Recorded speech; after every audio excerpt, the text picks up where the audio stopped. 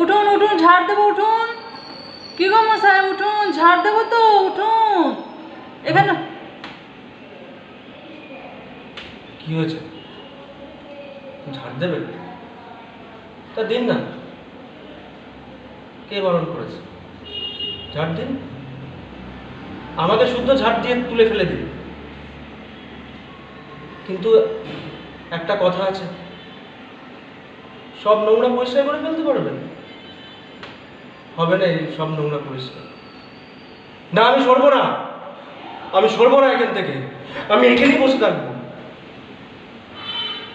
সারাটা রাত।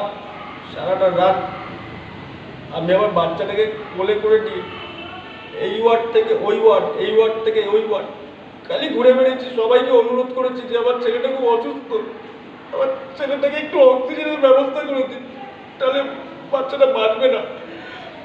আজকে আমি সেই গ্রাম থেকে এসেছি যে শহরে একটা ভালো চিকিৎসা হবে, কিন্তু এখানে দেখলাম সব জায়গায় রাজনীতি, সব জায়গায় রাজনীতি। ডাক্তারেরা ধর্মঘটে বসেছে।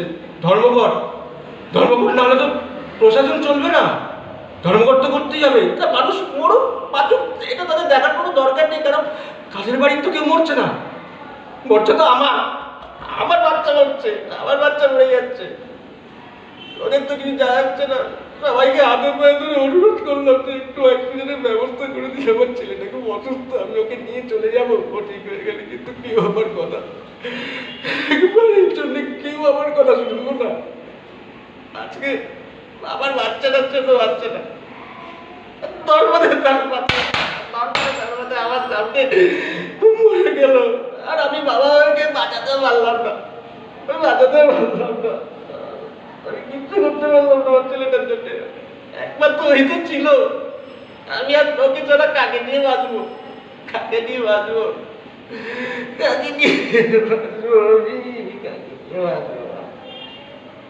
বলে দিন আপনাদের ডাক্তারবাবুকে আমি এখান থেকে এক পা সরবো না, আমি এখানেই বসে থাকবো, দেখি আমাকে কে এখান থেকে সরাতে পারে, দেখি কে সরাতে পারে আমাকে।